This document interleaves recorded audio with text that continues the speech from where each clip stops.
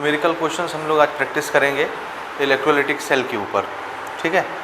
तो electrolytic cell में जैसा कि आपने दोनों एनालिसिस पढ़ लिए हैं, दोनों एस्पेक्ट पढ़ लिए हैं। पहला एस्पेक्ट कौन सा था? क्वालिटेटिव, जिसमें अपन क्या देखते थे, कौन कहाँ डिपॉजिट होगा, कौन कहाँ डिपॉजिट होगा, यानी एनोड प्रोडक्ट क्या मिलना है और कैथोड प्रोडक्ट क्या मिलना है। और दूसरा एस्पेक्ट क्या था?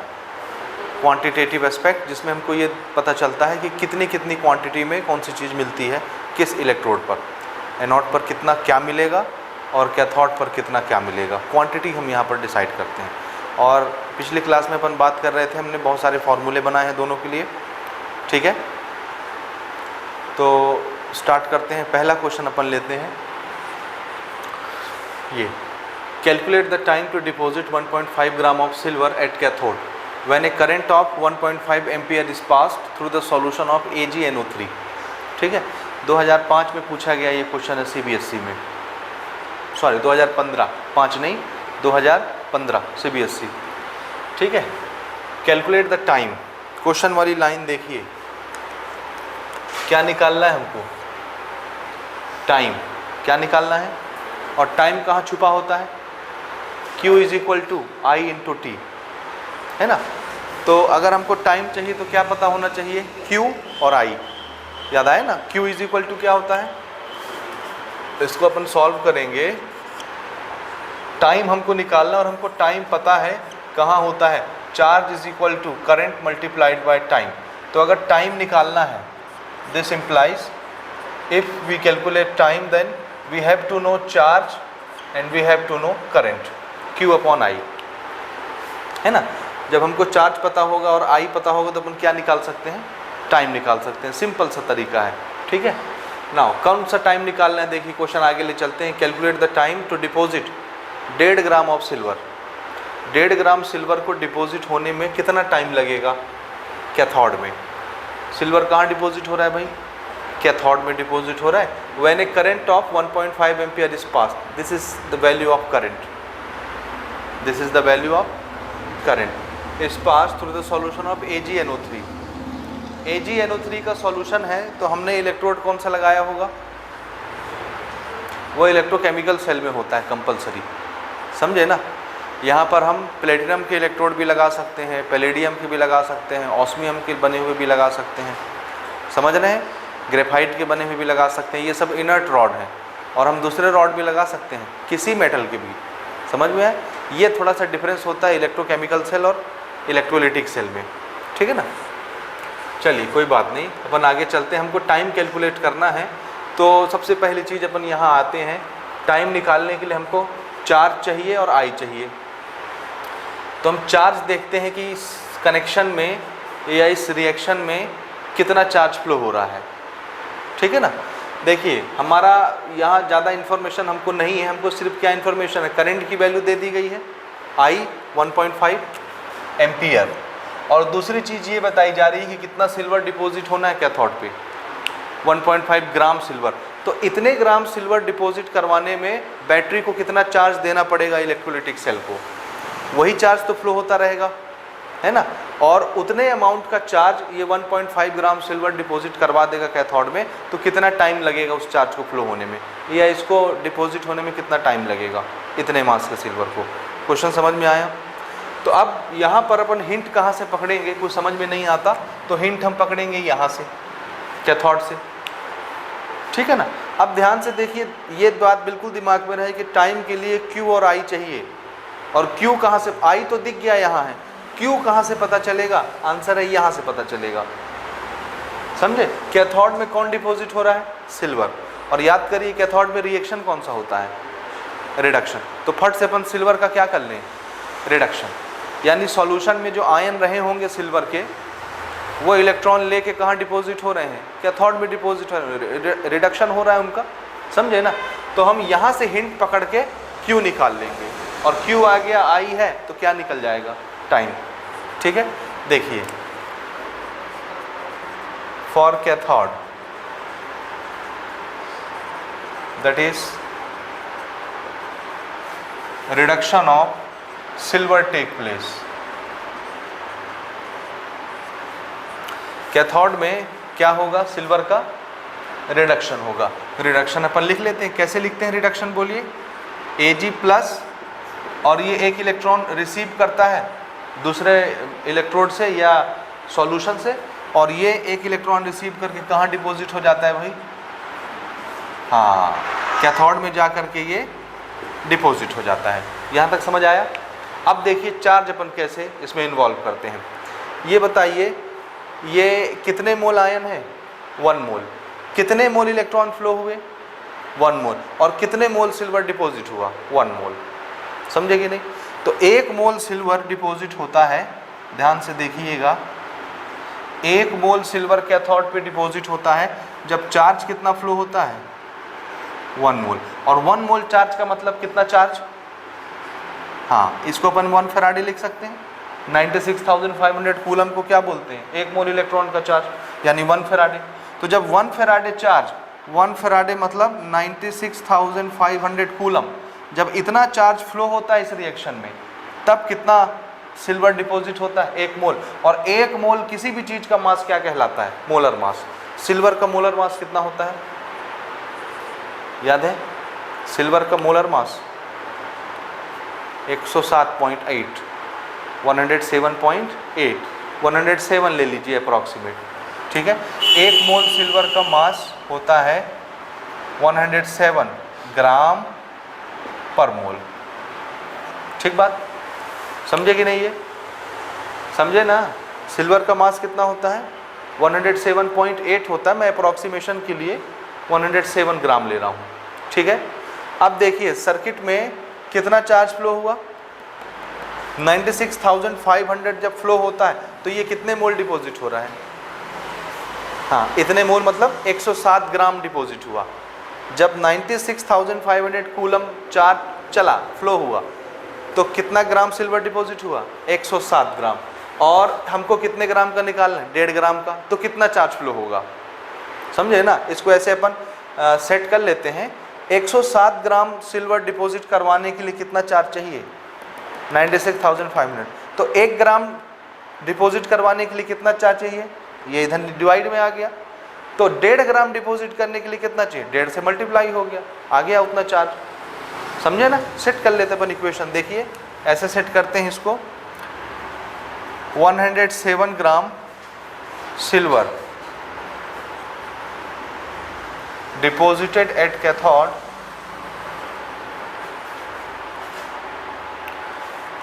या कैथोड पर तो हो ही रहा है, तो इसको छोटा कर लेते हैं। 107 ग्राम सिल्वर डिपॉजिटेड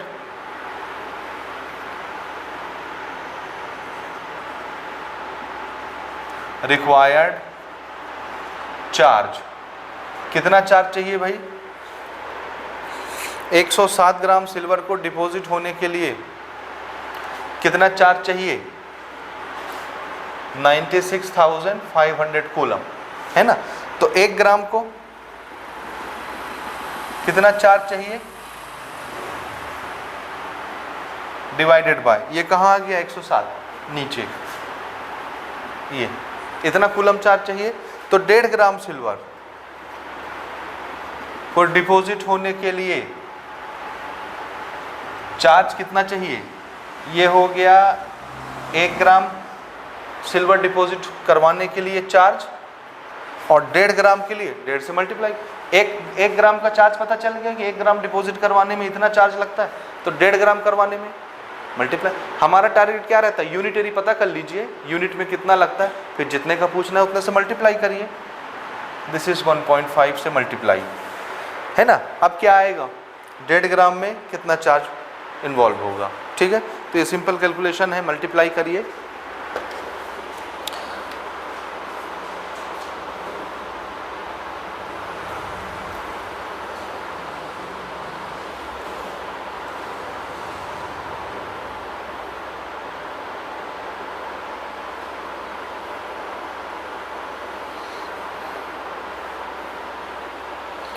(1340.27), ठीक है। कितना आ रहा है ये? 1340.27 कूलम, ये ठीक है। 1340.27 कूलम। ये सिल्वर के मास अगर एग्जैक्टली अपन लेंगे 107.8 बताया मैंने ना, तो 108 ले सकते हैं आप। 5 से ऊपर होता है 8 तो आप इसको 108 ले लिया करिएगा, ठीक है। 107 भी लेंगे तो अप्रॉक्सीमेट आ जाएगा फिगर, लेकिन एग्जैक्ट अगर बोलेंगे तो क्या लेंगे 107.8 या अप्रॉक्सीमेट वो किसके बराबर है 108 के बराबर, तो 108 लिया करेंगे, ठीक है। अभी के लिए ये हो गया भाई। ये क्या आया 1.5 ग्राम सिल्वर डिपॉजिट होने में कितना चार्ज इन्वॉल्व होता है, इतना। तो जब इतना चार्ज फ्लो होगा तो कितना सिल्वर डिपॉजिट होगा कैथोड पे 1.5 ग्राम। हमको क्या निकालना था, क्या चार्ज निकालना था ना, हमारा टारगेट कौन था टाइम। अब हमारे पास चार्ज है, हमारे पास करंट क्वेश्चन में दिया है, अपन क्या निकाल सकते हैं टाइम, ठीक है। Therefore time required to deposit 1.5 gram silver, ठीक है, एट कैथोड। टाइम का formula this is charge divided by current, और चार्ज हमने निकाल लिया, this is 1340.27 coulomb divided by current. Current कितना है 1.5 ampere, 1.5 ampere, this is coulomb. Coulomb मतलब क्या, देखिए कूलम को अपन क्या लिख सकते हैं चार्ज। कूलम किसकी यूनिट होती है चार्ज की, and Q is equal to I into T. I is what ampere, this is second, ampere second is coulomb. Coulomb को क्या लिख सकते हैं चार्ज की यूनिट कूलम, और कूलम को इलेबोरेट करोगे तो क्या बनेगा एम्पियर सेकंड। तो इस कूलम को क्या लिख लिया ampere second, ampere ampere cancel, क्या बचा सेकंड। तो आंसर हमारा सेकंड में आ गया, this is ampere second, ampere cancel हो गया, जो भी आंसर आएगा सेकंड में आएगा। और ये हमारा आंसर आएगा 893.51 सेकंड, 893.51 सेकंड, 893.51 सेकंड, ये इसका आंसर है। आप चाहें तो इसको मिनट में चेंज कर सकते हैं। कैसे चेंज करेंगे मिनट में 60 से डिवाइड करके, ठीक है। डिवाइड करेंगे तो आ जाएगा 14.85 मिनट, 14.85 मिनट, ठीक है। दिस इज अप्रॉक्सीमेटली, इधर लिख देता हूँ मैं 14.85 मिनट, ये आ जाएगा मिनट में चेंज होकर के, ठीक है। ये समझ गए आप कैसे बनाना है, समझे कि नहीं। तो अगर आपको डाउट हो रहा है डायरेक्ट फार्मूले में रखने के लिए डेटा हमको नहीं मिल पा रहा है, जैसे चार्ज निकालना पड़ेगा, कहीं करंट निकालना पड़ेगा, ज़्यादातर क्वेश्चन में तो ये निकालना पड़ता है Q, और Q कैसे निकलेगा I इंटू टी। याद रखिएगा यूनिट अगर इसका तो एम्पियर में ही रहेगा करंट का, टाइम का यूनिट वो कभी आवर में देंगे, कभी मिनट में देंगे, कभी सेकंड में देंगे, और हम काम करते हैं SI में। तो अगर आवर में दिया है, मिनट में दिया है, तो किस में चेंज कर लेना है सेकंड में। सेकंड में कैसे चेंज करते हैं, आवर है तो 1 घंटे में कितने सेकंड होते हैं 3600 सेकंड, तो 1 घंटे को 3600 सेकंड लिख लिया। 4 घंटा दिया है तो क्या करेंगे 4 मल्टीप्लाइड बाय 3600 सेकंड। मिनट में दिया है तो क्या करेंगे 1 मिनट में कितने सेकंड, तो 60 से मल्टीप्लाई कर लेंगे, सेकंड में चेंज हो जाएगा। समझ गए बात, ठीक है। तो यहाँ पर थोड़ा सा चेंज आता है, और हर क्वेश्चन में आपको Q निकालना पड़ेगा पहले, ठीक, क्योंकि आगे चल के हम वेट वाले क्वेश्चन करेंगे, कितना वेट डिपॉजिट हो रहा है, ठीक है ना। तो ये आप नोट करें, ठीक। उसके बाद लेते हैं सेकंड क्वेश्चन। ये क्वेश्चन है हमारा, how many coulombs are required, what is the meaning of coulombs here. Indirectly वो क्या बताना चाह रहे हैं चार्ज, और नाम क्या ले रहे हैं कूलम। तो क्या मतलब पूछा क्या जा रहा है कितना, हाउ मेनी चार्ज है ना, how many coulombs are required to produce 50 gram of aluminium from molten Al2O3। 50 gram aluminium अगर हमको बनाना है, पैदा करना है या डिपॉजिट करना है किसी इलेक्ट्रोड में, तो कितना चार्ज लगेगा। क्या पूछा जा रहा है यहाँ पर, चार्ज पूछा जा रहा है, और एल्यूमिनियम की क्वांटिटी बता दी गई कितना 50 ग्राम। समझ गए बात, और किससे मोल्टन Al2O3 से, ठीक है। तो आपको याद होगा इसमें वेट इन्वॉल्व हो गया ना। वेट का फॉर्मूला हमने क्या बनाया था, अगर डायरेक्ट फार्मूले से चलना चाहते हैं तो फार्मूले में पुट करके निकालते हैं, अदरवाइज यूनिटरी का मेथड हमारे पास है ही, जिसमें थोड़ा सा दिमाग लगाना पड़ेगा, कौन कहाँ क्या गया, कितना कितना बना, ठीक है। तो हम फार्मूले से बनाने की कोशिश करते हैं। हमको देखिए क्या दिया है एल्यूमिनियम का वेट दिया है कि इतने वेट का एल्यूमिनियम डिपॉजिट होगा किसी इलेक्ट्रोड में, है ना, और चार्ज पूछ रहा है कि कितना कूलम लगेगा। ये एल्यूमिनियम किससे निकल के आ रहा है? मोल्टन Al2O3 से ही निकल के। भाई ये शब्द अगर उन्होंने लिखा है मोल्टन Al2O3, मतलब ये क्या चीज़ है? इलेक्ट्रोलाइट। कहाँ भरा है? इलेक्ट्रोलाइटिक टैंक में। और ये कैसा इलेक्ट्रोलाइट है? मोल्टन, यानी इसमें पानी वानी कुछ मिलाया नहीं गया है, प्योर है, इसको पिघला के डाल दिया गया है ना। तो ये as a liquid, as a solution वहाँ काम कर रहा है इलेक्ट्रोलाइटिक टैंक में। ठीक बात। अब इसी में से एल्यूमिनियम निकल के किसी इलेक्ट्रोड में डिपॉजिट होता जा रहा है। समझ में आई बात? और इसका वेट हमको दिया है, तो वेट का फॉर्मूला जरा मुझे बोले। वेट इज इक्वल टू क्या बनाया था हमने? इक्विवेलेंट मास लेंगे, ये मोलर मास वाला बता दें। Molar mass upon n factor ही तो इक्विवेलेंट होता है ना, तो थोड़ा सा उसको बाद में इलोबरेट कर लेंगे जरूरत पड़ेगी तो हमने बनाया था molar mass divided by N factor, तो इक्विवेलेंट मास होता है। नीचे में 1 फेराड आता था 96,500 कूलम, और ऊपर में ये Q आता था, यानी I इंटू टी, यही आता था ना, यही फॉर्मूला था। ठीक है, this is molar mass divided by N factor, यहाँ करंट इंटू टाइम, जिसको मैं Q लिख रहा हूँ, समझे ना। और यहाँ बस ये छोटा सा फॉर्मूला था। इसी में से मोलर मास अगर यहाँ लगा दें तो ये नंबर ऑफ मोल बन जाता था। मोलर मास एन फैक्टर को साथ में लिखना चाहें तो ये इक्विवेलेंट मास बन जाता था। एक ही फॉर्मूला है, कई रंग में दिखता है। ठीक है, अब देखिए ये फॉर्मूला हमारे पास है। क्या हमारे पास यहाँ सफिशिएंट डेटा है? क्या क्या चाहिए, कहाँ से चाहिए, है कि नहीं भाई? अगर यहाँ से हमको क्या पूछा जा रहा है? Q, तो Q निकालना है तो वेट पता होना चाहिए, दिया हुआ है। मोलर मास पता होना चाहिए एल्यूमिनियम का, दिया है क्या मोलर मास? नहीं। लेकिन आप जानते हैं कि नहीं? जानते हैं। लेकिन मोलर मास किसको कहते हैं? एक मोल एल्यूमिनियम के मास को मोलर मास कहते हैं। आपको क्या पता कितने मोल एल्यूमिनियम यहाँ हिस्सा ले रहा है रिएक्शन में? समझे कि नहीं? मोलर मास तो एक मोल के मास को कहते हैं ना, तो मोलर मास तो पता चल जाएगा, लेकिन कितने मोल वो इन्वॉल्व हो रहा है केमिकल रिएक्शन में, उसके एन फैक्टर भी हमको चाहिए, और कितना चार्ज इन्वॉल्व हो रहा है ये चाहिए। तो चार्ज कैसे पता चलता है? जब हमको ये पता चल जाए कितने मोल एल्यूमिनियम हिस्सा ले रहे हैं। तो एल्यूमिनियम का रिएक्शन लिखने के लिए वो मोल्टन Al2O3 दिया हुआ है हमको। ठीक बात, ठीक है ना। तो देखिए रिएक्शन से स्टार्ट करते हैं।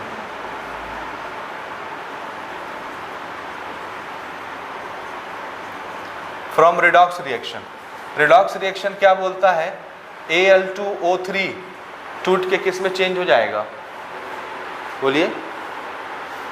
देखिए ये हमको एल्यूमिनियम डिपॉजिट करवाना है, तो एल्यूमिनियम चाहिए हमको। ठीक है, तो ये कैसे बनेगा?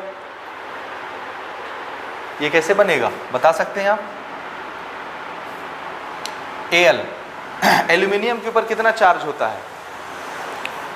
+3। कितना? +3 होता है। और ऑक्सीजन के ऊपर -2 होता है ना। तो ये जा करके कैसे कैसे टूट सकता है? एल्यूमिनियम +3, लेकिन कितने हैं एल्यूमिनियम? 2, और ऑक्सीजन दिस इज 3O2, और ये एक चार्ज आ गया। इसको बैलेंस कर लीजिए आप, बैलेंस हो जाएगा। ठीक है, ऑक्सीजन से हमको मतलब नहीं है, हम यहाँ पर इसको और घटा बढ़ा सकते हैं। ठीक है ना, 2 एल्यूमिनियम हमारे पास है। तो एल्यूमिनियम का रिएक्शन हमको करवाना है, कैसे करेंगे? हाँ, कितने मोल एल्यूमिनियम हिस्सा ले रहे हैं यहाँ पर, ज़रा सोचिए और मुझे बताइए। ठीक है, एल्यूमिनियम में कितने मोल पार्टिसिपेट कर रहे हैं? बोलिए बोलिए बोलिए, ज़रा बोलिए।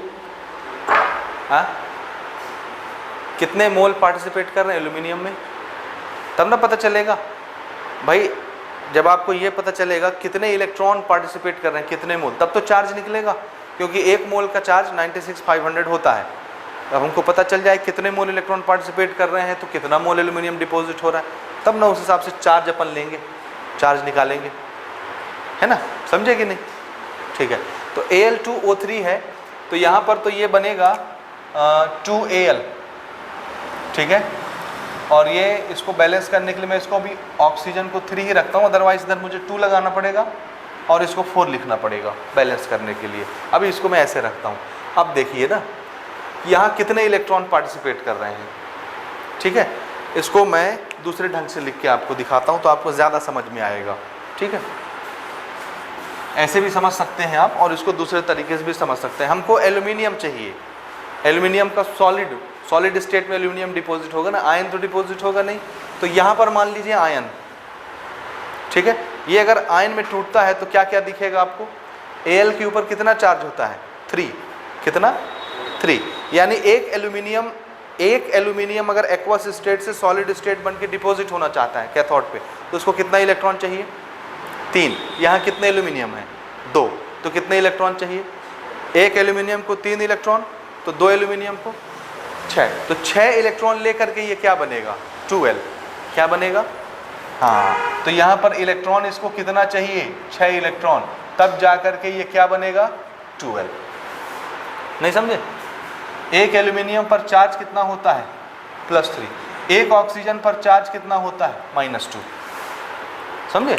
एक एल्यूमिनियम +3 चार्ज रखता है तो उसको रिड्यूस होने के लिए, सॉलिड बनने के लिए कितने इलेक्ट्रॉन चाहिए 3, और यहाँ कितने एल्यूमिनियम 2, तो 2 को कितने चाहिए 6, तो 6 इलेक्ट्रॉन ले करके ये क्या बन गया 2l सॉलिड, ये बना सॉलिड डिपॉजिट हो गया। और ये एक को चाहिए -2 तो 3 को कितना चाहिए, आंसर है 3, ऑक्सीजन पर -2, इतना। हमारा मतलब तो अभी एल्यूमिनियम से है ना भाई, कि नहीं, किससे मतलब है हमको एल्यूमिनियम से मतलब है। यहाँ पर देखिए कितने इलेक्ट्रॉन हिस्सा ले रहे हैं 6 मोल। जब 6 मोल इलेक्ट्रॉन पार्टिसिपेट करते हैं, इतना चार्ज जब फ्लो होता है तो कितने मोल एल्यूमिनियम डिपॉजिट होते हैं, 2 मोल एल्यूमिनियम के डिपॉजिट होते हैं, समझे कि नहीं, समझे कि नहीं।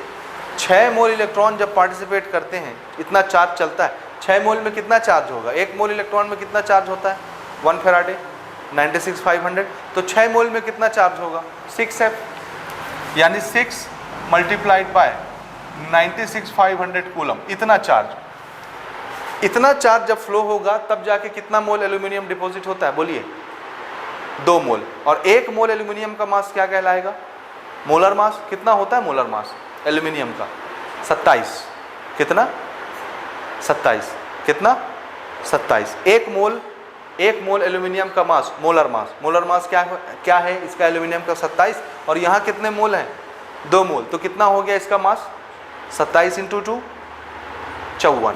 तो इसको अपन लिख देते हैं 2 × 27 ग्राम, यानी ये कितना हो गया 54 ग्राम, समझे। तो जब इतना चार्ज फ्लो हुआ तो कितना एल्यूमिनियम डिपॉजिट हुआ 54 ग्राम। और देखिए कितना एल्यूमिनियम डिपॉजिट करवाना है 50 ग्राम। 54 ग्राम जब एल्यूमिनियम डिपॉजिट होता है तो कितना चार्ज लगता है, इतना, है ना। 54 ग्राम जब एल्यूमिनियम डिपॉजिट होता है तो चार्ज कितना लगता है, इतना। तो 50 ग्राम एल्यूमिनियम डिपॉजिट करने में कितना चार्ज लगेगा, ऐसे नहीं निकल जाएगा यूनिटरी बना के, इसकी तो ज़रूरत भी नहीं है, समझे कि नहीं समझे, बन जाएगा कि नहीं, इसकी ज़रूरत ही नहीं है। लिखूँ मैं, बनाऊँ स्टोइकोमेट्री जिसे, ठीक है। यूनिटरी सेट करते हैं, देखिए 54 gram aluminium deposit required charge, कितना charge 6 multiplied by 96,500 coulomb. 54 gram aluminium deposit होने के लिए कितना चार्ज मांगता है, इतना। तो 1 ग्राम एल्यूमिनियम कितना मांगेगा, ये कहाँ चला जाएगा नीचे, तो 50 ग्राम कितना हो जाएगा, 50 gram aluminium deposit required charge कितना, ये हो गया 1 ग्राम का, 1 ग्राम में इतना चार्ज, तो 50 ग्राम में 50 से क्या करें मल्टीप्लाई, 50 ग्राम में 50 से मल्टीप्लाई, इतना कूलम चार्ज लगेगा 50 ग्राम एल्यूमिनियम डिपॉजिट करने में। और वो चार्ज ही तो पूछ रहे हैं, तो ये फॉर्मूला भी लगाने की जरूरत नहीं, आप डायरेक्ट निकाल सकते हैं, समझे कि नहीं। अदरवाइज यहाँ से भी आ जाएगा, मोलर मास रखिए, एन फैक्टर कितना होता है एल्यूमिनियम का 3, यहाँ 3 रखिए, वेट दिया हुआ है, तो ये इधर मल्टीप्लाई, ये इधर मल्टीप्लाई, ये नीचे चला जाएगा, क्यू आ जाएगा। और आप चाहें तो ऐसे भी निकाल सकते हैं रिएक्शन लिख के, समझ गए बात, ठीक है। इसको मल्टीप्लाई करके देखें कितना आता है,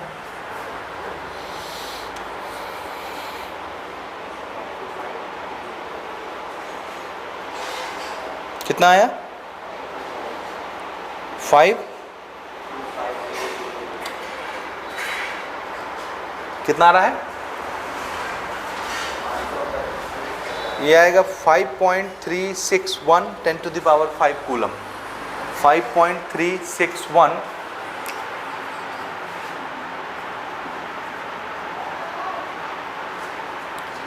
10 to the power 5 कूलम, इतना आएगा भाई। ठीक है, ये इसका आंसर है। तो 50 ग्राम एल्यूमिनियम डिपॉजिट करवाने के लिए इतना चार्ज हमको लगेगा, 5.361 into 10 to the power 5 coulomb. तरीका समझ गए बनाने का? ज़्यादा दिक्कत है फॉर्मूले में रख के बना लीजिए तो भी आंसर आ जाएगा। ठीक है,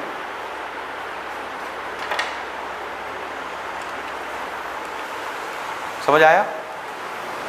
हैं ए solution of copper second sulphate, copper 2 sulphate भी पढ़ते हैं ना, यानी क्या बोलते हैं इसको? CuSO4 copper 2 sulphate. ठीक है, ए solution of copper 2 sulphate is electrolysed. Electrolysed मतलब इलेक्ट्रोलाइटिक के टैंक के अंदर क्या भरा हुआ है? कॉपर सल्फेट का सॉल्यूशन भरा हुआ है। ठीक है, बिटवीन कॉपर इलेक्ट्रोड्स, और दोनों इलेक्ट्रोड किसके बने हुए हैं? दोनों इलेक्ट्रोड कॉपर के बने हुए हैं, और इसके अंदर सॉल्यूशन भी किसका भरा हुआ है? कॉपर का। ये कौन सा केस आ गया? ये हम डिस्कस कर चुके हैं पिछली क्लास में। कौन सा केस आ गया? याद आया? रिफाइनिंग वाला। याद है किसी को? रिफाइनिंग क्या होता था रिफाइनिंग में? अगर हम सेम इलेक्ट्रोलाइट में सेम मेटल वाले इलेक्ट्रोड डिप करते हैं तो क्या शुरू हो जाता है? रिफाइनिंग होना शुरू हो जाता है। क्या मतलब? एक में से कॉपर निकलेगा और एक में जाके डिपॉजिट हो जाएगा। समझे? सॉल्यूशन का कुछ नहीं जाएगा। एनोड में से निकलता था कॉपर, आयन बनता था सॉल्यूशन में, और वही आयन डिपॉजिट हो जाता था कैथोड में जा करके। समझे? यही इसका रिजल्ट है, ये आपको याद रखना है। तो आपके दिमाग में पिक्चर क्या बननी चाहिए? पिक्चर ये बननी चाहिए कि जिसका सॉल्यूशन है अगर उसी के इलेक्ट्रोड हैं, जिसका सॉल्यूशन है अगर उसी के इलेक्ट्रोड हैं और उससे ज़्यादा रिएक्टिव चीज़ कोई दूसरी नहीं दी गई है। समझ रहे हैं बात? जिस चीज़ का सॉल्यूशन है, जैसे कॉपर सल्फेट कॉपर का ही सॉल्यूशन है ना, और कॉपर के ही इलेक्ट्रोड उसमें डिप किए गए हैं, तो जिस चीज़ का सॉल्यूशन है उसी के इलेक्ट्रोड अगर डिप किए गए हैं और दूसरी इससे ज़्यादा रिएक्टिव कोई चीज़ नज़र नहीं आ रही है, समझे, तो फिर ये केस कौन सा होगा? रिफाइनिंग का। यानी एक इलेक्ट्रोड में से यही निकलेगा, आयन बनेगा जाके सॉल्यूशन में, और यही दूसरे में जाके डिपॉजिट हो जाएगा। तो सॉल्यूशन का अपना कुछ गया क्या? कुछ नहीं गया। No change with solution. समझ में आया? और एनोड कैथोड का एक का मास क्या होता जा रहा है? जिसमें से निकल रहे हैं आयन कम, और एक में डिपॉजिट होता जाएगा तो मास क्या होता जाएगा? बढ़ता। तो एक रॉड पतला होता जाएगा, एक मोटा होता जाएगा। पतला कौन होगा? एनोड। मोटा कौन होगा? कैथोड। समझ रहे हैं बात? ये पहले हम कर चुके हैं। यही चीज़ हमसे पूछी जा रही है, what changes occur at the electrode. Electrode में क्या चेंज आएगा? एक इलेक्ट्रोड पतला होता जाएगा और एक इलेक्ट्रोड मोटा होता जाएगा, क्योंकि एक में से आयन झड़ रहे हैं सॉल्यूशन में, और वही आयन फिर दूसरे इलेक्ट्रोड में जाके डिपॉजिट हो जा रहे हैं। तो एक कॉपर का रॉड मोटा होता जा रहा है और एक कॉपर का रॉड पतला होता जा रहा है। समझे ना? एंड इन द सॉल्यूशन, और सॉल्यूशन का क्या हो रहा है? सॉल्यूशन से तो कोई चीज़ गई नहीं ना, नो चेंज विथ सॉल्यूशन। समझे ना? ये इसका आंसर हो गया। यहीं पर हमको ये बताना है कि कितना डिपॉजिट होगा, यानी एनोड में से कितना निकलेगा, कैथोड में कितना जाएगा। बराबर बराबर जाएंगे। जो एनोड से निकलता है वही तो डिपॉजिट होता है, तो जितना एनोड से झड़ेगा वही कैथोड में जाके डिपॉजिट हो जाएगा, तो सेम अमाउंट। ठीक है ना? चलिए शुरू करते हैं। ए solution of copper sulphate is electrolysed between copper electrode by current. किस चीज़ की वैल्यू हमको गिवन है? हमको क्या दिया हुआ है? Current 10 ampere. Exactly for time 1 hour. अब हमको आवर में तो यूज़ करना नहीं है टाइम, तो इसको क्या करें? सेकंड में चेंज कर लें। बोलिए कितना सेकंड? 1 घंटे में 3600 सेकंड। ख़त्म कहानी इसकी। तो मेरे पास देखिए आई है, मेरे पास टाइम है, आई इंटू टी क्यू। तो क्यू अपन यहीं से निकाल सकते हैं, 10 मल्टीप्लाइड बाय 3600। देखिए एम्पियर सेकंड, और एम्पियर सेकंड क्या चीज़ है? कूलम। तो यहीं से आ जाएगा, ये कितना आ गया? 36,000 एम्पियर सेकंड, यानी कूलम। क्यू आ गया। ठीक है? हाँ, चलिए आगे इसको बनाते हैं। अभी आगे कैसे जाएगा, what changes occur at the electrode, है ना, कैसे बनेगा, कैसे बनेगा, हम वेट निकाल लेते हैं कि इलेक्ट्रोड्स एक में से एनोड में से कितना वेट गया और कैथोड में कितना वेट डिपॉजिट हुआ, ठीक है। कैसे निकालेंगे, तो इसके लिए हमको एक रिएक्शन चाहिए, चाहे आप कैथोड का रिएक्शन ले लो, चाहे आप एनोड का, किसी का भी रिएक्शन ले सकते हो। एनोड का रिएक्शन लोगे उसमें आयन बनेंगे, और कैथोड का लोगे तो वो आयन इलेक्ट्रॉन लेकर के क्या बन जाएगा, मेटल बन के डिपॉजिट हो जाएगा कैथोड में। तो अपन कैथोड का रिडक्शन रिएक्शन ले लेते हैं, आप कोई भी ले सकते हैं। At cathode reduction of copper take place, copper will be reduced, ठीक है ना। तो सॉल्यूशन के अंदर, अभी कहानी समझ में आ रही है आपको, पिक्चर समझ में आ रहा है, दिमाग में आ रहा है। एक इलेक्ट्रोलाइटिक सेल है, 2 कॉपर के इलेक्ट्रोड हैं, उसी में कॉपर सल्फेट का सॉल्यूशन है। तो एनोड में से कॉपर कहाँ आया, एनोड ने ऑक्सीडेशन होना है तो कॉपर के रॉड ने इलेक्ट्रॉन छोड़ा, तो ये क्या बन गया, आयन बन के सॉल्यूशन में आ गया। अब यही आयन ये इलेक्ट्रॉन कहाँ गया, कैथोड में, तो ये आयन प्लस बन चुका है ना सॉल्यूशन में, ये इलेक्ट्रॉन को देखेगा, माइनस चार्ज को अट्रैक्ट होकर के चला जाएगा, इलेक्ट्रॉन लेकर के डिपॉजिट हो जाएगा कैथोड में। पिक्चर समझ में आया, पूरे डिटेल से इसका लेक्चर हमने दिया पिछली क्लास में। तो अब ये समझिए ये कहाँ है, सॉल्यूशन में, ये एनोड का छोड़ा हुआ है, ऑक्सीडेशन करने के बाद सॉल्यूशन में आया, और जैसे ही कैथोड पर इसने 2 इलेक्ट्रॉन देखे तो ये क्या बन गया, कॉपर सॉलिड डिपॉजिट हो गया कैथोड पर जाकर के। समझे कि नहीं समझे, समझे ना ये चीज़, ठीक है। अब यहाँ देखिए कितने मोल इलेक्ट्रॉन पार्टिसिपेट किए, कितने, 2 मोल, और 2 मोल पर चार्ज कितना, इतना, यानी इतना कूलम का चार्ज जब फ्लो होता है रिएक्शन सर्किट में तो कितना कॉपर डिपॉजिट होगा, 1 मोल। और 1 मोल किसी भी चीज़ के मास को क्या बोलते हैं, मोलर मास। तो कॉपर का मोलर मास आप मुझे बता सकते हैं कितना होता है, याद है किसी को, कॉपर का मोलर मास कितना होता है, 63.5 आई थिंक, कितना होता है, 63.5, समझे कि नहीं, कितना होगा, 63.5, 63.5 ग्राम पर मोल, ये है इसका मोलर मास। नहीं समझे, ये समझ आया कि नहीं आया, 63.5, ठीक है, समझे कि नहीं समझे। 1 मोल में कितना मास, जितना उसका मोलर मास, तो मोलर मास कितना होता है 63, 64 ले लो, ज़्यादा दिक्कत है 63 ले लो, राउंड ऑफ करना है तो ये इतना डिपॉजिट होता है। तो जब चार्ज इतना फ्लो हो, चार्ज इतना फ्लो हो तो कितना डिपॉजिट होता है 63.5, और हमने कैलकुलेशन करके क्या निकाला, 10 एम्पियर 1 घंटे के लिए हमने फ्लो करवाया तो कितना चार्ज बना था, इतना।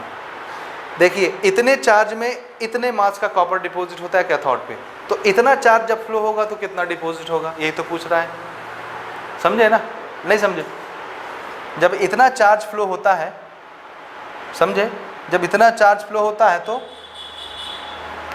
ये आपको ज़्यादा दिक्कत हो रहा है, इस 2 को ले चलते हैं नीचे, ये छोटा हो जाएगा, यहाँ कितना बचा 1 फेराड 96,500।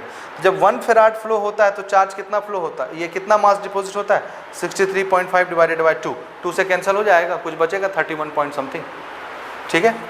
तो जब इतना चार्ज फ्लो होगा, ये ज़्यादा चार्ज है, ये 2 अपन उधर ले गए मान लो, तो यहाँ कितना चार्ज दिख रहा है 96,500 कूलम चार्ज में इतना डिपॉजिट हुआ, 2 नीचे चला गया, 31 पॉइंट समथिंग ग्राम पर मोल इतना कॉपर डिपॉजिट हुआ। तो जब 36,000 कूलम चार्ज फ्लो होगा तो कितना डिपॉजिट होगा, ये बड़ा है कि 36,000 बड़ा है, बोलिए बोलिए, ये 96,500 है और ये 36,000 है। तो जब 96,500 कूलम चार्ज फ्लो होता है तो 31 पॉइंट समथिंग इतना कॉपर डिपॉजिट होता है। तो जब 36,000 कूलम चार्ज फ्लो होगा सर्किट में तो कितना डिपॉजिट होगा, इससे ज़्यादा कि कम, कम, चार्ज कम हो गया ना, ये 96,000 वो 36,000, तो ये भी कितना हो जाएगा, कम हो जाएगा। समझ में आया भाई कि नहीं आया, आया ना। देखिए सेट कर लेते हैं stoichiometry, 2 × 96,500 coulomb charge deposit copper कितना 63.5 ग्राम पर मोल, या पर मोल लिखने की ज़रूरत नहीं है, ये तो हमको वैसे भी पता है कि एक मोल का मास मोलर मास कहलाता है। तो जब इतना चार्ज फ्लो होता है तो कितना मास डिपॉजिट होता है, इतना कॉपर का। तो जब 1 कूलम फ्लो होगा तो कितना होगा, ये कहाँ चला जाएगा, इसके नीचे 1 कूलम में। तो जब इतना कूलम फ्लो होगा तो कहाँ जाएगा, multiply. Therefore 36,000 coulomb charge deposited copper कितना, देखिएगा 63.5 डिवाइडेड बाय 2 इंटू 96500, ये कितने चार्ज ने डिपॉजिट करवाया, ये इतना हिस्सा कितने चार्ज ने डिपॉजिट करवाया ना, 1 कूलम ने। देखिए ना, इतना कूलम चार्ज कितना डिपॉजिट कर रहा है, इतना, तो 1 कूलम कितना करेगा, ये कहाँ चला गया। तो ये इतना हिस्सा कितने चार्ज ने डिपॉजिट करवाया, 1 कूलम, और हमने कितना चार्ज देना है 36,000, तो वो कितना डिपॉजिट करवाएगा, मल्टीप्लाइड बाय इतना, इतना ग्राम डिपॉजिट हो जाएगा, समझे। अब इसको अपन सॉल्व कर लेते हैं, हमको आंसर मिल जाएगा। ये आंसर आएगा 11.84, ठीक है। कितना आया, 11.84 ग्राम। तो इतना डिपॉजिट हो रहा है कैथोड पे जाके, कितने चार्ज की वजह से, 36,000 कूलम चार्ज की वजह से 11.84 ग्राम डिपॉजिट होता है कैथोड पर। तो एनोड से कितना निकला होगा, सेम, समझ में आया। तो आप यहाँ पर आंसर क्या कोट करेंगे, आंसर कोट करिए, क्योंकि हमसे पूछ रहा था what change occur at the electrode and in the solution, तो आंसर हमको इसके हिसाब में देना है ना, ये तो खाली न्यूमेरिकल वैल्यू आई है ना। तो नोट करेंगे 11.84 gram copper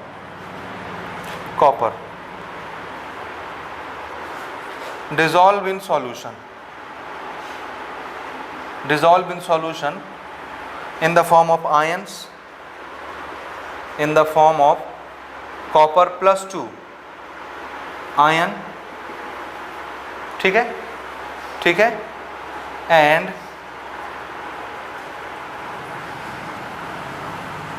same amount of copper deposited at the cathode। 11.84 gram dissolve हुआ एनोड से,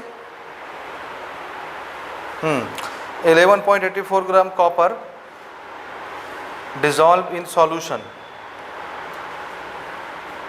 फ्रॉम एनोड, लिख लीजिए, from anode in the form of copper plus 2 ion and same amount of copper deposited at the cathode, ठीक है। और solution का क्या बताएंगे, no change with solution,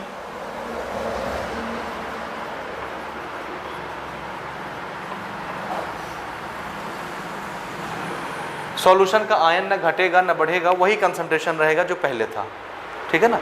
no change with solution, concentration लिख लीजिए पूरी चीज, सॉल्यूशन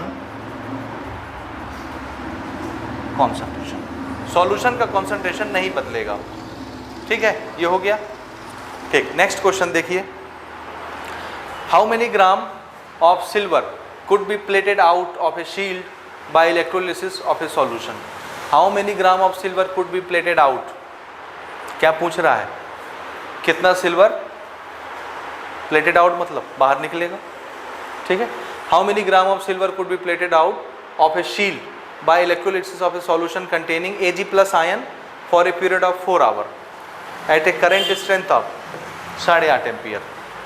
तो कितने वेट का सिल्वर बाहर निकल जाएगा। हमने सिल्वर का रॉड डाला है, प्लेटिंग की है सिल्वर की, तो अगर हम इलेक्ट्रोलिसिस करवाते हैं, बाहर से एनर्जी देते हैं, तो इसमें से सिल्वर आयन सॉल्यूशन में आ जाएगा। तो वही पूछ रहा है कि कितना सिल्वर, हाउ मेनी ग्राम, कितने मास का सिल्वर बाहर आ जाएगा, समझ रहे हैं, आयन बन के, या वही डिपॉजिट होगा जाके, ठीक बात। सॉल्यूशन Ag प्लस का है, होने दीजिए। अगर Ag प्लस का सॉल्यूशन है तो देखिए कितना सिल्वर बाहर आएगा एट कैथोड,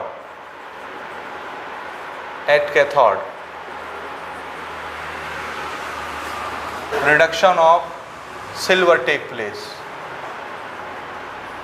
सिल्वर का क्या होगा, रिडक्शन। और सिल्वर आयन है, सिल्वर आयन Ag+, ये क्या करेगा, एक इलेक्ट्रॉन ले करके Ag सॉलिड बन जाएगा। ऐसे ही होता है ना, सिल्वर पर से एक चार्ज होता है सिल्वर के पास, तो वो एक इलेक्ट्रॉन ही लेकर के क्या बन जाएगा, सिल्वर का मेटल बन जाएगा, डिपॉजिट हो जाएगा कैथोड पे जाके। समझे, यही चीज़ पूछ रहा है वो, how many gram of silver could be plated out. भाई सॉल्यूशन में जितना आएगा उतने तो डिपॉजिट होगा। Shield by electrolysis of a solution containing silver ion for a period of 4 hour. Time भी दे दिया, करंट भी दे दिया। 8.5 एम्पियर करंट 4 घंटे तक दौड़ाएंगे तो कितना सिल्वर डिपॉजिट हो जाएगा कैथोड पे, या सॉल्यूशन में जाएगा, डिजॉल्व हो जाएगा, ये पूछ रहा है। सेम क्वेश्चन है वैसे ही, समझे ना। तो पहले अपन यहाँ से चार्ज बना सकते हैं, कितना चार्ज हम फ्लो करा रहे हैं, फिर यहाँ से चार्ज ले लेते हैं, या पहले यहाँ से चार्ज ले लो, यहाँ से देखते हैं कितना चार्ज इन्वॉल्व होता है। 1 मोल सिल्वर डिपॉजिट करने के लिए कितना चार्ज लग रहा है, 96,500, 1 मोल इलेक्ट्रॉन का चार्ज। समझ रहे हैं, ये चीज़ बिल्कुल नहीं भूलिएगा। 1 मोल इलेक्ट्रॉन जब फ्लो होता है तो कितना सिल्वर डिपॉजिट हुआ, 1 मोल। और 1 मोल सिल्वर मतलब मोलर मास, सिल्वर का मोलर मास कितना, अभी मैंने बताया था 107.8, तो उसको कितना ले लें अपन, 108 ले लेते हैं, 108 ग्राम पर मोल, इतना। तो जब 1 मोल इलेक्ट्रॉन फ्लो हुआ तो कितना डिपॉजिट करवा देता है ये, 108 ग्राम। समझ रहे हैं, यानी कितना चार्ज, 96,500 कूलम कितना डिपॉजिट करवाता है, 108 ग्राम सिल्वर डिपॉजिट करवाता है। समझे। अब हम देखते हैं क्वेश्चन में कितना चार्ज फ्लो करवाया जा रहा है, क्योंकि करंट दिया है, टाइम दिया है, तो कितना चार्ज फ्लो हो रहा है।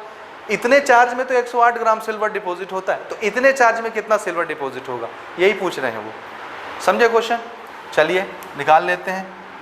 Q = current into time. Current कितना है भाई, 8.5, ये हो गया 8.5 ampere, multiplied by time. Time कितना दिया है, 4 आवर। 4 आवर को सेकंड बनाना आपको आता है, 1 घंटे में कितने सेकंड, 3600, तो 4 घंटे में कितने सेकंड, 4 × 3600, ये लिख दिया 4 × 3600, तो ये हमारा आ जाएगा एम्पियर, और ये है सेकंड, एम्पियर सेकंड। कूलम में आ जाएगा, देखें कितना आता है, कूलम बनाए कितना आ रहा है, मल्टीप्लाई कर लें आप।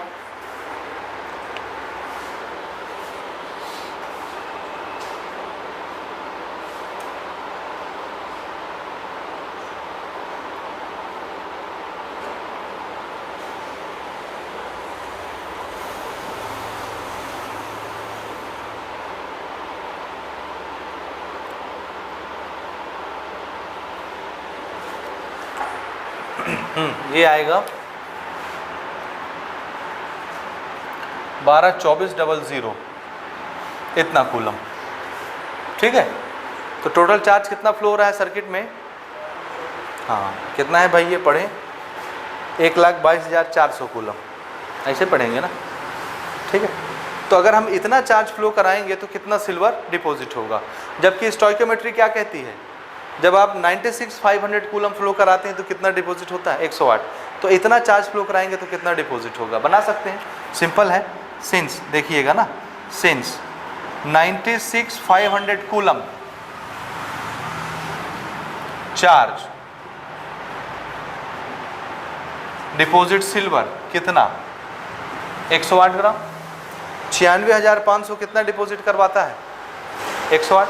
तो 1 कूलम कितना डिपॉजिट करवाएगा, डिवाइडेड बाय 96,500, तो इतना कूलम कितना डिपॉजिट करवाएगा, मल्टीप्लाइड बाय। समझे ना, डायरेक्ट करते हैं। इतना कूलम चार्ज डिपॉजिट सिल्वर, ये 108 डिवाइडेड बाय 96,500, ये किसने डिपॉजिट करवाया, इतना ग्राम, कितने चार्ज ने, बोलिए बोलिए, ये समझना जरूरी है आपको। इतना ग्राम सिल्वर कौन डिपॉजिट करवा रहा है, 1 कूलम का चार्ज। तो जब इतना कूलम का चार्ज फ्लो होगा तो 1 कूलम का ये डिपॉजिट और मल्टीप्लाइड बाय ये हो गया इतने कूलम की वजह से, है ना। आंसर आ गया आपका, यहीं से इसको कैलकुलेट करना है, आंसर ले आना है। ठीक है, मैं आंसर कोट करता हूँ डायरेक्ट, कैलकुलेशन का पार्ट आपका है, ये आएगा 136.73 ग्राम, 136.73 ग्राम ये।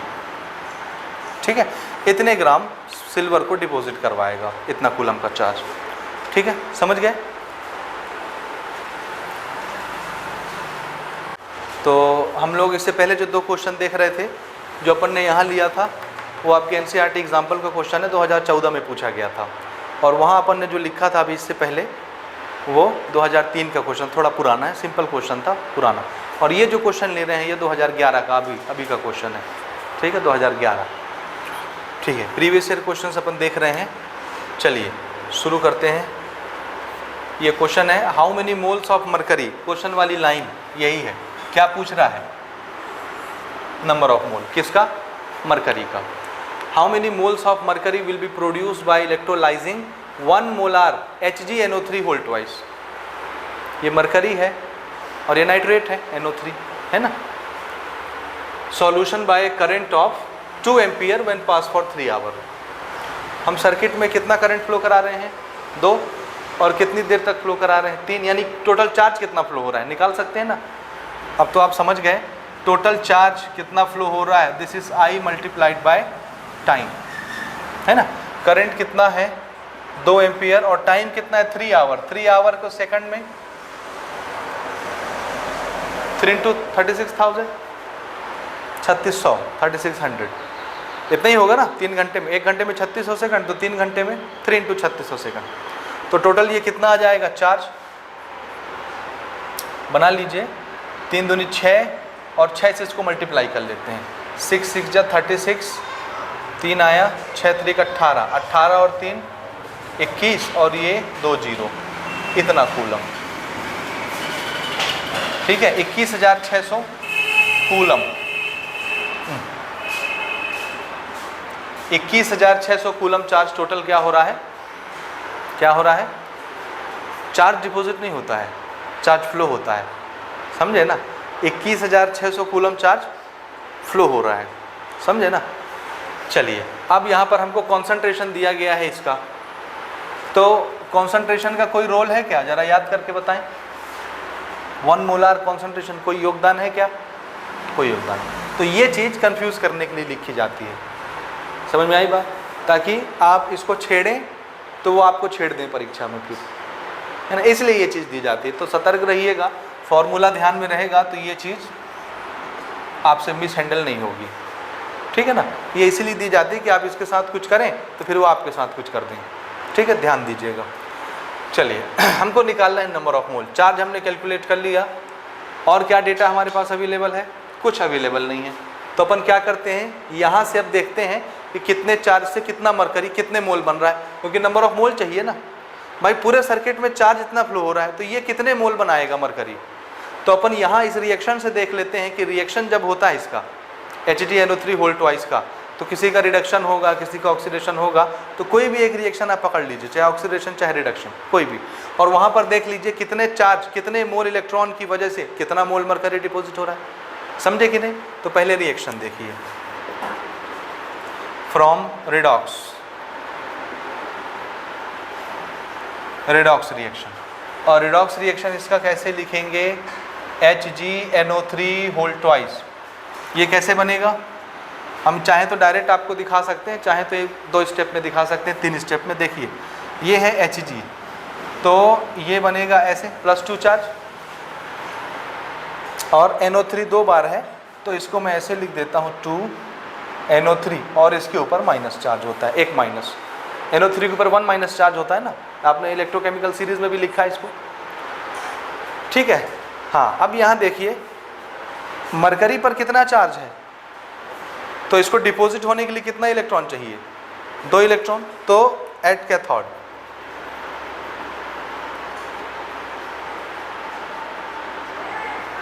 Reduction of mercury take place, at cathode reduction of mercury take place. तो मरकरी है +2, ये 2 इलेक्ट्रॉन लेगी तब जाकर के क्या बनेगी? Hg, एक्वस, और ये सॉलिड। समझ में आ रही बात? हाँ, यहाँ से समझ में आ जाएगा कितना चार्ज फ्लो हुआ, बोलिए। तो कितना मरकरी बना? 1 मोल। ये रिएक्शन, इसका रिएक्शन क्या बताता है, जब 2 मोल चार्ज फ्लो होते हैं तब कितना मरकरी बनता है, 1 मोल मरकरी डिपॉजिट होता है। 2 मोल मतलब कितना चार्ज, इतना। जब इतना चार्ज फ्लो होता है तो मरकरी कितनी डिपॉजिट होती है, 1 मोल। तो कितने मोल मरकरी डिपॉजिट होगी जब चार्ज कितना फ्लो होगा, इतना। यही क्वेश्चन है ना, क्वेश्चन में तो चार्ज बताया जा रहा है कितना फ्लो हो रहा है। ये चार्ज किस बहाने से बताया जा रहा है, करंट और टाइम के बहाने से, समझे। तो जब क्वेश्चन बोल रहा है कि जब इतना चार्ज फ्लो होगा तो कितने मोल मरकरी डिपॉजिट होगी, जबकि इसका रिएक्शन क्या बताता है, 2 मोल फ्लो होता है तो 1 मोल मरकरी डिपॉजिट होती है, ठीक है। यानी इतना चार्ज जब फ्लो होता है तो 1 मोल मरकरी डिपॉजिट होती है, ठीक है। हमको तो नंबर ऑफ मोल निकालने हैं, तो हम ऐसे सेट करेंगे कि इधर नंबर ऑफ मोल आ जाए, उधर चार्ज आ जाए, है कि नहीं, समझे कि नहीं समझे, समझे कि नहीं समझे। तो कैसे बनाएंगे, देखिए, since 1 mole of mercury deposited when charge, कितना चार्ज फ्लो होता है 1 मोल डिपॉजिट करवाने के लिए, 2 × 96,500 कूलम। 1 मोल मरकरी डिपॉजिट होता है जब चार्ज इतना फ्लो होता है ना। तो 1 मोल का तो ये है ही, अब कितने मोल डिपॉजिट होंगे कैसे निकालें, हाँ, या अपन ऐसे कल इसको उल्टा लिख देते, मैंने उल्टा लिख दिया। हमको क्या निकालना है, नंबर ऑफ मोल निकाल, तो नंबर ऑफ मोल इधर आना चाहिए तब ना पता चलेगा कितने मोल आ रहे हैं। तो इसको अपन ऐसे सेट करते हैं, थोड़ा सा सुधार लीजिएगा ना, ध्यान दीजिएगा, थोड़ा सा उल्टा लिखा गया, ये ऐसे सेट करते हैं। देखिए देखिए देखिए देखिए, जब इतना चार्ज फ्लो हुआ, हमारे पास चार्ज है ना, तो जब इतना चार्ज फ्लो हुआ तो कितना आया mercury, since 2 × 96,500 coulomb charge deposit mercury कितना, 1 मोल। मोल में पूछ रहा है तो उसको वेट में बताने की जरूरत नहीं है, अदरवाइज उसका मास पूछता तो हम क्या लिखते हैं, 1 मोल में उसका मोलर मास लिख देते मरकरी का, ठीक है। मोल में पूछ रहा है तो अपन मोल में ही रहने देते हैं। तो इतना चार्ज कितना मोल डिपॉजिट करवाया, 1 मोल। तो इतना चार्ज कितना मोल डिपॉजिट करवाएगा, है ना। तो अगर इतना चार्ज 1 मोल डिपॉजिट करवाता है तो 1 कूलम, ये नीचे चला गया तो इतने कूलम मल्टीप्लाई हो गया वो, समझे कि नहीं। 1 कूलम चार्ज, 1 कूलम चार्ज कितना मरकरी डिपॉजिट करवाएगा, दिस इज 1/2 × 96,500 मोल, इतना मोल, समझे।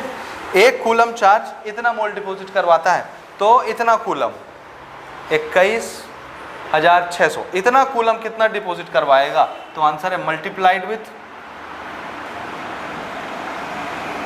मोल, ये इतना मोल डिपॉजिट हो जाएगा इतने चार्ज की वजह से, समझ में आया ये। और ये आपका कितना आएगा, ये आएगा 0.112 मोल, कितना आ रहा है, दिस कम्स 0.112 मोल, इतना मोल डिपॉजिट करवाएगा 21,604। ये ज़्यादा बड़ा चार्ज है, 96,000 को डबल करिए, 96,000 को डबल करिए, उतना चार्ज 1 मोल डिपॉजिट करवाता है। तो 21,000 तो बहुत छोटा है, 96 से बहुत छोटा है, ये तो 96 का भी डबल है ना, 96,500 का डबल है। इसको मान लो सीधे सीधे 1 लाख, 96,500 को क्या मान लेते हैं, 1 लाख, तो 2 से मल्टीप्लाई होकर ये कितना हो गया, 2 लाख कूलम 1 मोल डिपॉजिट करवाता है मरकरी को। तो 21,000 कितना करवाएगा, कम ही करवाएगा, कम आ गया, 1 मोल से बहुत कम, समझ गए, ये इसका आंसर है। तो ये नोट कर लें आप।